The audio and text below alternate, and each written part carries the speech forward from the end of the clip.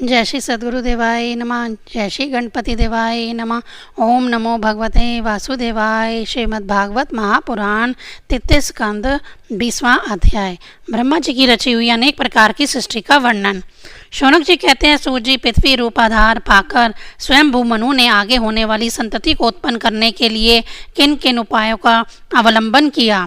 विदुर जी बड़े ही भगवत भक्त और भगवान श्री कृष्ण के अनन्य सुहृद थे, इसीलिए उन्होंने अपने बड़े भाई धृतराष्ट्र को उनके पुत्र दुर्योधन के सहित भगवान श्री कृष्ण का अनादर करने के कारण अपराधी समझकर त्याग दिया था।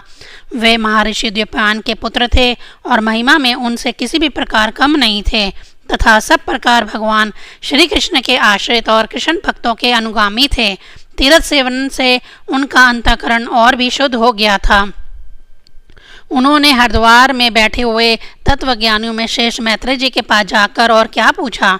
सूत जी, उन दोनों में वार्तालाप होने पर श्री हरि के चरणों से संबंध रखने वाली बड़ी पवित्र कथाएं हुई होंगी, जो उन्हीं चरणों से निकले हुए गंगा जल के समान संपूर्ण पापों का नाश करने वाली होगी।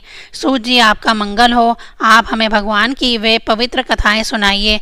प्रभु के उदार चरित्र जो कीर्तन करने योग्य होते हैं। भला ऐसा कौन रसिक होगा जो श्री हरि के लीला अमृत का पान करते करते तृप्त हो जाए।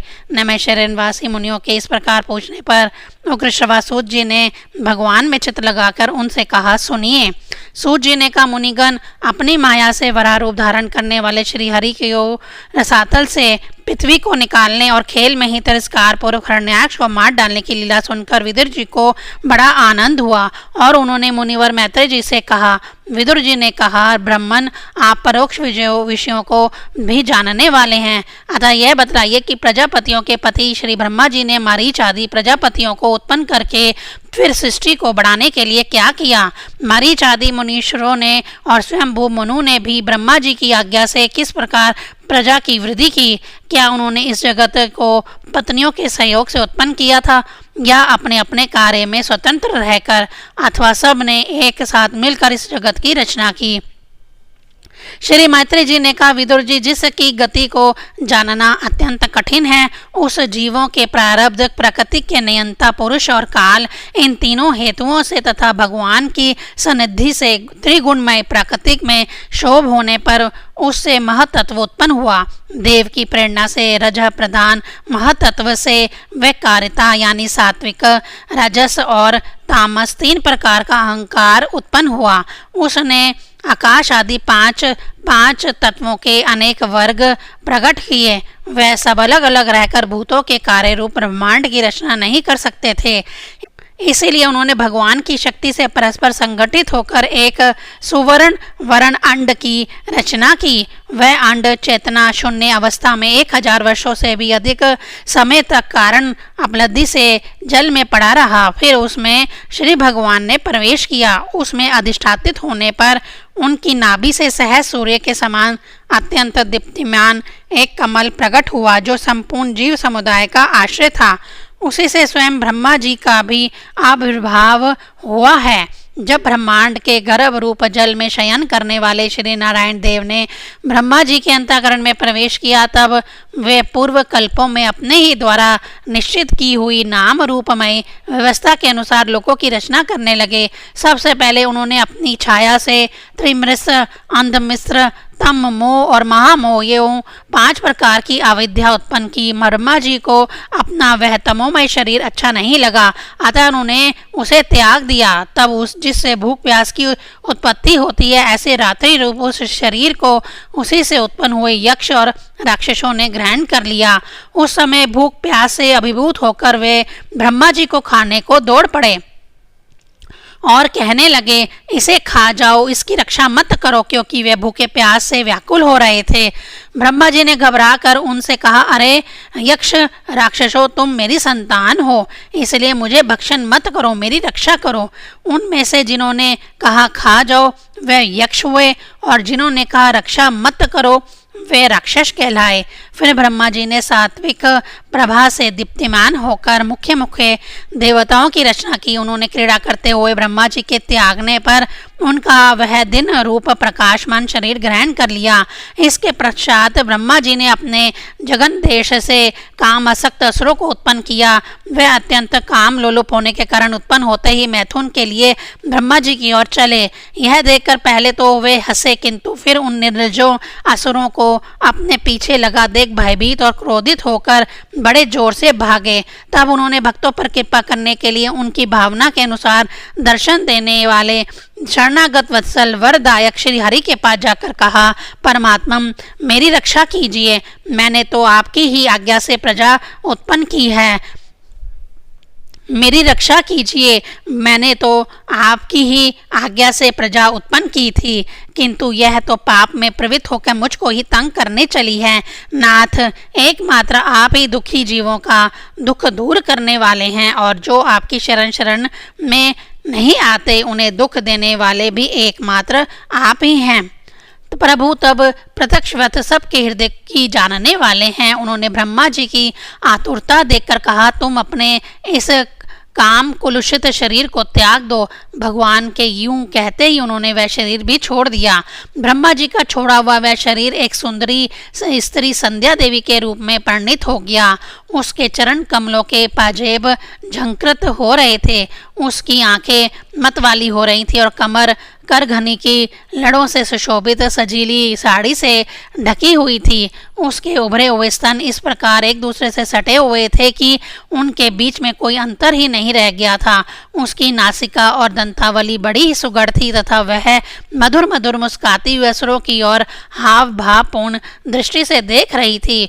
वह नीली नीली अलकावली से सुशोभित सुकुमारी मानो लज्जा के मारे अपने आंचल में ही सिमटी जाती थी। विदुर जी, उस सुंदरी को देखकर सबके सब असुर मोहित हो गए।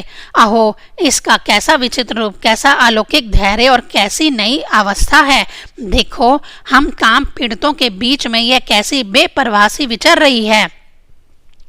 इस प्रकार उन कुबुद्धि दैत्यों ने स्त्री रूपाणी संध्या के विषय में तरह तरह के तर्क वितर्क करके फिर उसका बहुत आदर करते हुए प्रेम पूर्वक पूछा, सुंदरी, तुम कौन हो और किसकी पुत्री हो?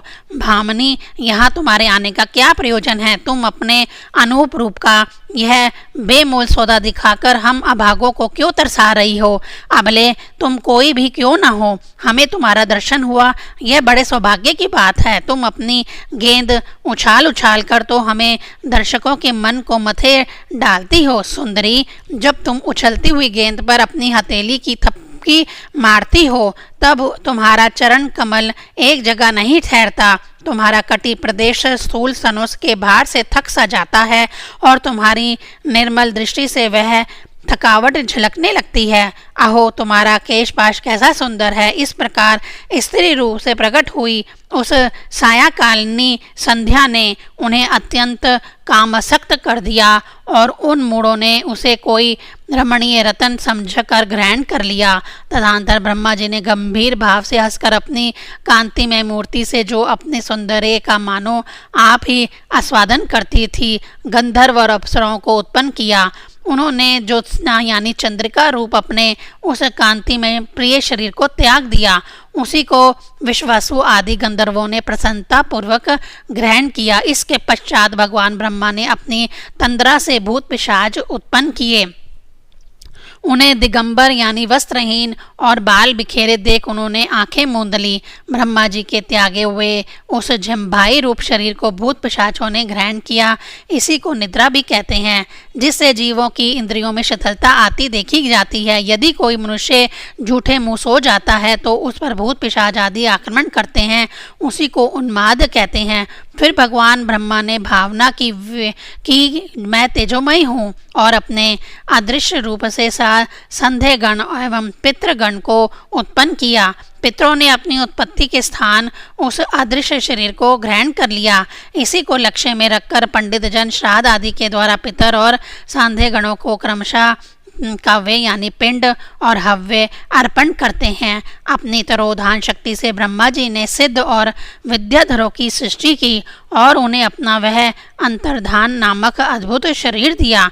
एक बार ब्रह्मा जी ने अपना प्रतिबिंब देखा, तब अपने को बहुत सुंदर मानकर उस प्रतिबिंब से किन्नर और किम पुरुष उत्पन्न किए। उन्होंने ब्रह्मा जी के त्याग देने पर उनका वह प्रतिबिंब शरीर ग्रहण किया। इसीलिए ये सब उष्ण काल में अपनी पत्नियों के साथ मिलकर ब्रह्मा जी के गुण कर्म आदि का गान किया करते हैं।